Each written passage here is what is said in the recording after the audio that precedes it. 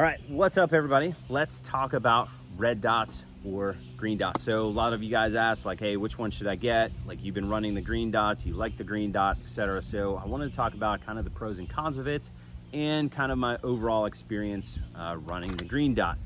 A couple months ago, Vortex was kind enough to send me this Defender XL free of charge because they are super nice.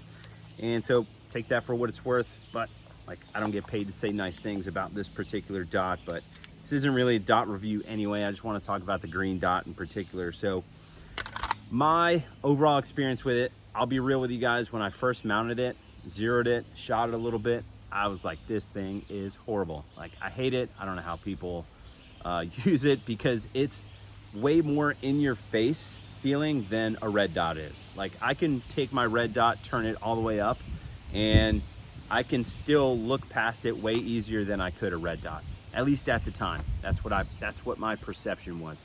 The green dot just made me feel like I wanted to stare at it. But me being me, I'm like, well, I'm gonna suffer through it and see what this thing can teach me.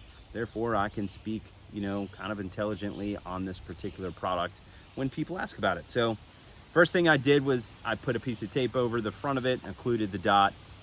Not that I wasn't already aware that I was staring at it, I definitely was, but I wanted it to be like very, very apparent and more or less, some people won't like this because like mindset or whatever, you know, should have a positive mindset.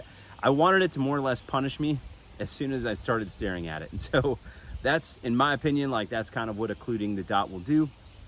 As soon as you stare at it, it shuts down kind of your overall like focus in terms of looking at the target, and it makes you more aware really, really quickly that, hey, you are putting all of your attention on this dot. So I occluded it and I left it occluded for probably, I don't know, 2-3 months, and just, you know, put it on the gun, ran with it for the longest time. I was like, yep, I don't like this thing at all for a while there. And then I would say after, I don't know, a month and a half, I started to get used to it. And then recently I was like, I wonder what would happen if I just pull the tape off and shoot with it not occluded. And now I really, really like it. Now, was it worth going through all of this to get this little bit of performance that I'm about to talk about? I don't know, man. Like you would have to decide that for yourself. But I think for me, what I like so much so about the green dot, and like I love it now.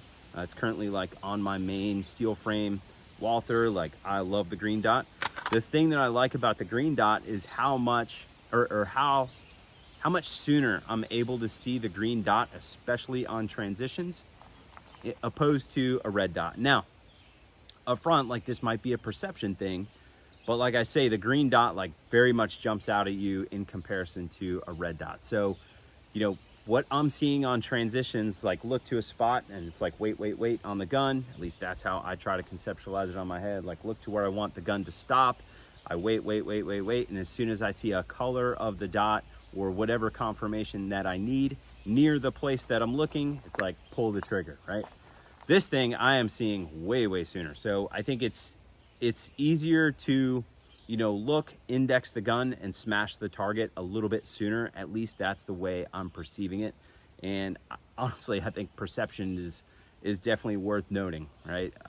How you feel and how you perceive things in your shooting is definitely worth noting. And I am, again, perceiving this thing to be there a little bit sooner than what I would perceive a red dot. Now, should you go out and buy a green dot because I said I like it?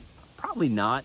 You know, I think the vast majority of people are going to mount this thing and just completely stare at it. If I'm being real with you guys, I think people are going to have a hard time not staring at this green dot.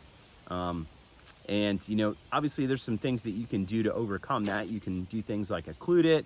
You can do things like maybe turn the dot down and then try to muscle through it and see if you can, you know, find some sort of breakthrough to where you actually like it. But I think, again, the vast majority of people are not going to like it just because of how much attention that it is going to draw from their eyeballs. So, you know, maybe if you have a buddy that has one, borrow his for a little while, see how you like it, put it on a gun, see how, you know, zero it, shoot it for a little while, see how you like it before you actually go out and spend your money. I do not think, you know, going to a gun shop and looking at a green dot, like that's not going to tell you whether you're going to be good with this thing or not. So that's probably not something I would recommend. But again, if you had a buddy that had one, you know, go test his out. Or if you want to buy it, put it on a gun. If you don't like it, you know, throw it up on the internet to sell to one of your other buddies to torture them with the green dot. That guy might like the green dot and he might get along with it really, really good. So I would say, again, probably not go out and, you know, rush to go buy one of these things. But if you're interested in it, I think there's definitely some value in terms of at least indexing the gun and seeing the dot a little bit sooner than what you would a red dot, just because of how much the green dots stands out at you. So that's what I got on red dots and green dots. Let me know if you have any questions in the comment box below.